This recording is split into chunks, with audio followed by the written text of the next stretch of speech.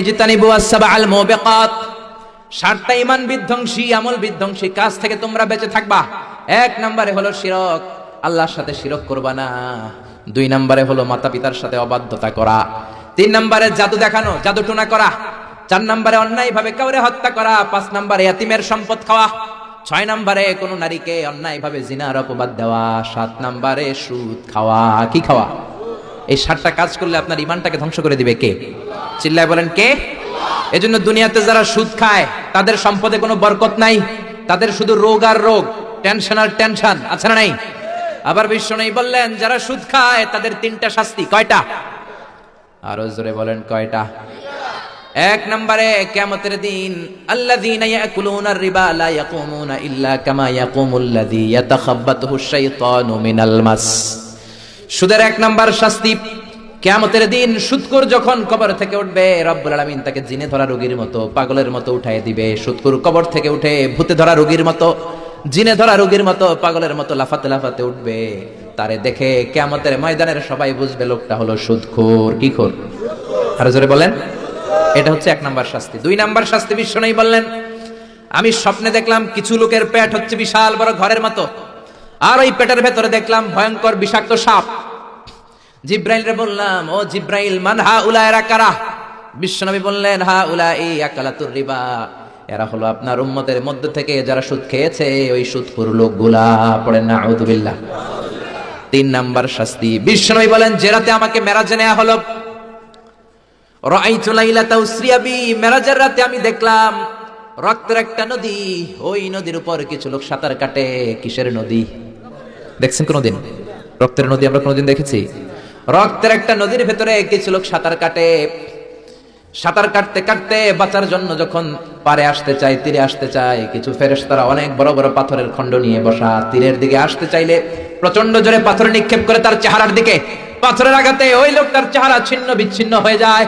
লোকটা চিৎকার করতে করতে আবার রক্তের নদীর মাঝখানে চলে যায়। আবার তীরে আসতে চাইলে আবার পাথর আছে না নাই? জোরে বলেন। বিশ্বনবী বললেন, মান হাউলা ইয়া জিবরিল, ও জিব্রাইল, এরা কারা? বিশ্বনবী বললেন, এরা হলো আপনার সুদখোর উম্মাত। এরা কারা? এজন্য সুদ খাওয়া যাবে? জোরে বলেন, সুদ খাওয়া যাবে? খবরদার, সুদ খাওয়া যাবে না। সুদের বিপরীতে আমরা ব্যবসা করব। ব্যবসায় বরকত দিয়েছে কে? বিশ্বনবী বললেন, রিজিককে আল্লাহ 10 ভাগ করেছেন, তার 1 ভাগ দিয়েছেন পৃথিবীর অন্যান্য পেশার ভেতরে, আর 9 ভাগ দিয়ে দিয়েছেন ব্যবসার ভেতরে। সুবহানাল্লাহ। রিজিকের 9 ভাগ থাকে ব্যবসার ভেতরে, এজন্য সুদ খাওয়া যাবে না। সুদের সাথে ইসলামের কোনো সম্পর্ক। আমরা ব্যবসা করব। আপনি মুশারাকা সিস্টেমে, মুদারাবা সিস্টেমে, আপনি মুরাবাহা সিস্টেমে ব্যবসা করেন, ওই ব্যবসায় বরকত দিবে কে? জোরে বলেন কে? সুদ হারাম এই কারণে, কারণ টাকার ভেতর থেকে টাকা আসে না। আপনি 1 লক্ষ টাকার একটা বান্ডিল আপনার আলমারির ভেতরে আজকে রাখলেন, 1 বছর পরে খোলার পরে এটা কি 1,10,000 টাকা হবে? 1,05,000, 1,02,000, 1,10 টাকা, 1,05 টাকা, 1,01 টাকা? 1 টাকাও পারবে না। কত থাকবে? 1 লাখই থাকবে। কারণ টাকার ভেতর থেকে টাকা আসে না।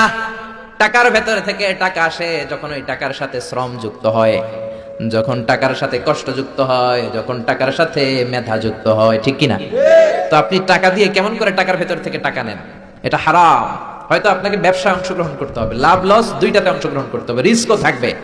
আপনি ব্যবসায় টাকা দিয়ে শুধু লাভ নিলেন, লস নিলেন না, এটাই সুদ। ঠিক কিনা? আপনার লাভও নিতে হবে, লসও নিতে হবে, ঝুঁকিও নিতে হবে। এইটার নাম হলো ব্যবসা। হয় আপনি ব্যবসা করবেন, তা না হলে আপনি কর্জে হাসানা দিবেন। কি দিবেন? কর্জে হাসানা দিলে ওই ব্যক্তির মর্যাদা বাড়িয়ে দেয় কে? চিল্লায় বলেন কে? 3 সিস্টেমে ব্যবসা করবেন। কয় সিস্টেমে? সবাই বলেন, আরো জোরে বলেন। 1 নাম্বার হচ্ছে মুশারাকা সিস্টেম। মুশারাকা, পার্টনারশিপ।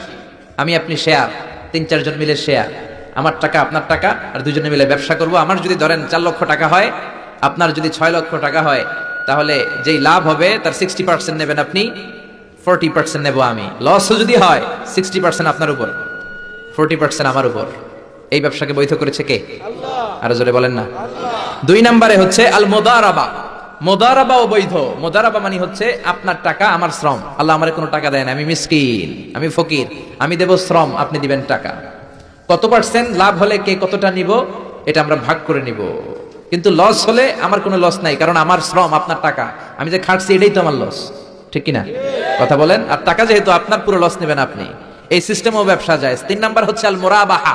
বুঝার চেষ্টা করেন। আমার ঘরে ফ্রিজ নাই, ফ্রিজের দাম 1 লক্ষ টাকা। কয় লাখ টাকা? আপনি আমার বাজার থেকে 1,00,000 টাকা দিয়ে একটা ফ্রিজ কিনে আমার কাছে 1,20,000 টাকা বিক্রি করবেন, এটা আমি কিস্তিতে দিব আপনারে, 6 মাসের কিস্তিতে দিব। আপনার লাভ হচ্ছে আপনি 1,00,000 টাকা দিয়ে কিনে 1,20,000 বিক্রি করছেন, 20,000 লাভ। আর আমার লাভ হচ্ছে আমার কাছে কোনো টাকা নাই, আমি ফ্রিজের মালিক হয়ে গেলাম, কিস্তিতে দিয়ে 6 মাস পরে আমি টাকাও পূর্ণ করে দিলাম। এটাকে বলে মুরাবাহা। শাহজালাল ইসলামী ব্যাংক, আল রাফা ইসলামী bank, Bangladesh Islamic bank limited, এই তিনটার সিস্টেমে আপনাদের সাথে বিজনেস করে। আল মুদারাবা, আল মুশারাকা, আল মুরাবাহা, যেই সিস্টেমে আপনি করেন না কেন এগুলো কবুল করে নিবে কে? কিন্তু এগুলো না করে 100 টাকার বান্ডিল দিয়ে বললেন এই নাও 100 টাকার বান্ডিল, এখানে 10,000 টাকা আছে, সুদে লাগালাম, মাসে দিবা 1,000, কয় হাজার? আরো জোরে বলেন। এখন মাস শেষে 1,000 দিতে পারে না, ওইটার উপর আবার বাড়তে শুরু করলো। আল্লাহ বলে লা তাকুলু আর রিবা আদাআফা মুদাআফা, খবরদার চক্রবৃদ্ধি হারে সুদ খেও না, মাহাজনী সুদ খেও না। কার কথা? আরো জোরে বলেন, কথাটা কার? মাহাজনী সুদ খাওয়া যাবে না, চক্রবৃদ্ধি হারে সুদ খাওয়া যাবে না। তাহলে ব্যাংকের সুদ খাওয়া তো যাবে না? ব্যাংকের সুদ খাওয়া যাবে না, ব্যাংকের সুদও হারাম, আর চক্রবৃদ্ধি হারে মাহাজনী সুদ, এটা অনেক ভয়ঙ্কর হারাম। গ্রামে গঞ্জে এরকম আছে না নাই? 10,000 টাকায় মাসে 1,000 টাকা সুদ। কথা কন, কথা কন, কথা কন। আছে, এখন দিতে পারে না, সুদ আবার বেড়ে যায়। এখন 2,000 হয়ে গেছে, এরপরের মাসেও দিতে পারে না, 3,000 হয়ে যায়। এরপরে কে আসলটা দেয়া লাগবে না, তুই সুদ চালা। কি চালা? সুদ চালাইতে চালাইতে বাড়ি নাই, ভিটা নাই, জমি নাই, টিউবওয়েল নাই, পরনের লুঙ্গিও নাই। আছে না নাই? এটার বলে মহাজনী সুদ, এটার বলে চক্রবৃদ্ধি হারে সুদ। এই সুদ খাওয়া যাবে না। এজন্য সুদ আপনি খেলে এই সুদের এই সম্পদের ভেতরে কোনো বরকত নাই, এটাকে ধ্বংস করে দিবে কে? চিল্লায় বলেন কে? এজন্য আপনি ব্যবসা করবেন। আল্লাহ বললেন হাল্লাল্লাহুল বাইআ ওয়া হারামার রিবা, আমি আল্লাহ ব্যবসাকে তোমাদের জন্য হালাল করলাম, সুদকে করলাম হারাম। এখন আমরা সুদ খাবো না ব্যবসা করব? জোরে বলেন, সুদ না ব্যবসা? ব্যবসার সিস্টেম হচ্ছে আপনাকে লাভ লস দুইটাতে অংশগ্রহণ করতে হবে। আপনি যদি বলেন না আমি শুধু লাভ নিব, লস নিব না, এটা ব্যবসা হবে? এটা সুদ হবে। এটা কি হবে? চিল্লায় বলেন কি হবে? এরপর ইসলাম বলে লা মাইসার, কোনো জুয়া চুরি থাকবে না। বিজনেসের মধ্যে জুয়া চুরি নাই, মানে লটারি নাই। কিন্তু বাংলাদেশে লটারি সিস্টেম আছে না নাই? 10 টাকায় 40 লক্ষ টাকা আছে না নাই? এটা সরাসরি জুয়া চুরি, এটার সাথে ইসলামের কোনো সম্পর্ক।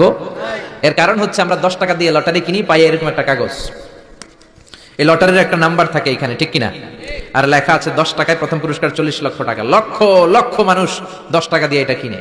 কেনার পর যেদিন ড্র হবে, রাফেল ড্র, একজন পায় 40 লাখ, আরেকজন পায় 30 লাখ, আরেকজন পায় 20 লাখ, আরেকজন 10 লাখ, পঞ্চম পুরস্কার পায় 1 লাখ, আর লক্ষ লক্ষ মানুষ এই কাগজ পানিতে ভিজায় খায়। সেটা এখন ঠিক কিনা?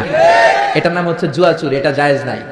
কিন্তু এই লটারির কাগজের সাথে যদি আপনার একটা কলম দিয়ে দেয়, এটাকে জায়েজ করার সিস্টেম আছে। এই 10 টাকার লটারির, যখন আপনি লটারিটা কিনবেন, আপনাকে যদি একটা কলম দিয়ে দেয়, তাহলে কেমন যেন আপনি 10 টাকা দিয়ে একটা কলম কিনলেন। এটা ব্যবসা, এটা হচ্ছে ব্যবসার সুরা, এটা জায়েজ আছে না নাই? তার মানে লক্ষ লক্ষ মানুষ যখন লটারি কিনলো, সাথে পেলে একটা কলম।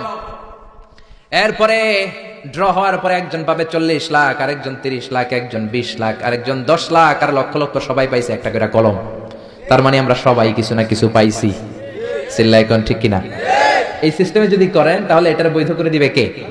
ইসলাম চায় না যে রাস্তার এক পাশে 5 তলা, আরেক পাশে থাকবে গাছতলা। চিল্লায় কোন ঠিক কিনা? ইসলাম চায় কাইলা ইয়াকুনা দুলাতান বাইনাল আগনিয়াই মিনকুম, সম্পদ যাতে ধনীদের হাতে কুক্ষিগত হয়ে না থাকে, সম্পদের তারল্য যাতে সবার হাতে পৌঁছে যায়। এজন্য ইসলাম সুদকে করেছে হারাম আর ব্যবসাকে করেছে হালাল। চিল্লায় পড়েন আল্লাহু আকবার। এজন্য রব্বুল আলামিন বলেন ওয়া আহাল্লাল্লাহুল বাইআ ওয়া হারামার রিবা, আমি আল্লাহ তোমাদের জন্য সুদকে করলাম হারাম আর ব্যবসাকে করে দিলাম হালাল। সুবহানাল্লাহ। ব্যবসাকে হালাল করেছে কে? আর সুদকে হারাম করেছে কে? সুদের মধ্যে দেখা যায় অনেক লাভ, অনেক টাকা, অনেক বরকত, শুধু বেড়ে যায়। আল্লাহ বলে তোমাদের দৃষ্টিতে টাকা বেড়ে যায়, আমি আল্লাহর কাছে বাড়ে না। আর তোমরা যখন যাকাত দাও, দান করো, তোমাদের দৃষ্টিতে দেখা যায় টাকা কমে যায়, কিন্তু আমি আল্লাহর কাছে টাকা কমে না। সুবহানাল্লাহ। এজন্য সুদকে আল্লাহ নিশ্চিহ্ন করে দিবেন। ইয়ামহাকুল্লাহ ওয়া ইউরবিস সাদাকাত, আল্লাহ বলে আমি সুদকে নিশ্চিহ্ন করে দেব, সুদকে আমি ধ্বংস করে দেব, সুদের ভেতরে কোনো বরকত দেব না। আর ব্যবসা করলে সামান্য ব্যবসার ভেতরে বরকত ঢুকিয়ে দিবে কে? আরো জোরে বলেন কে? বিশ্বনবী সুদখোরদের উপর লানত দিয়েছে। কি দিয়েছে? লাআনা রাসূলুল্লাহ আকিলার রিবা ওয়া মুকিলাহু ওয়া কাতিবাহু ওয়া শাহিদাইহি, যারা সুদ খায়, যারা সুদ দেয়, যারা সুদের দলিল লেখক, যারা সুদের সাক্ষী থাকে, সবার উপরে বিশ্বনবী লানত দিয়েছেন। জোরে পড়েন নাউযুবিল্লাহ। এজন্য খবরদার, সুদের সাথে মুসলমানদের কোনো সম্পর্ক। বিশ্বনবী বলেছেন আর রিবা সালাসুন ওয়া সাবউনা বাবান, সুদের রয়েছে 73টা গুনাহ। কয়টা গুনাহ? আরো জোরে বলেন কয়টা? সুদের মধ্যে 73টা গুনাহ। আইসারুহা আইয়ান কাহার রাজুলু উম্মা, 73টা গুনার মধ্যে সবচাইতে ছোট্ট গুনাহ হলো নিজের মায়ের সাথে জিনা করা। 73টা গুনাহ। আর সবচেয়ে ছোট গুনাহ হচ্ছে আইয়ান কাহার রাজুলু উম্মা, ব্যক্তি তার মায়ের সাথে জিনা করবে। এটা যদি সবচেয়ে ছোট গুনাহ হয়, তাহলে বড় গুনার অবস্থা কি?